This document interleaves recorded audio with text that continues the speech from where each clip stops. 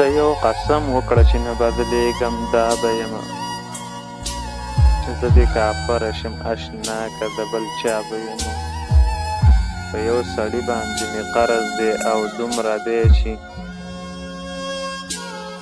که یې لسمه حصه راکړه نو بادشاه به یمه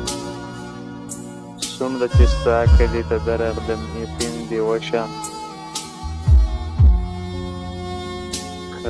که مدرسې ته دومره لاړ شمه ملا به یمه که ما ساګر ګوري دیوال سوري ته ناست به یمه که ما څوک نه پېژني ځان سره لګیا به یمه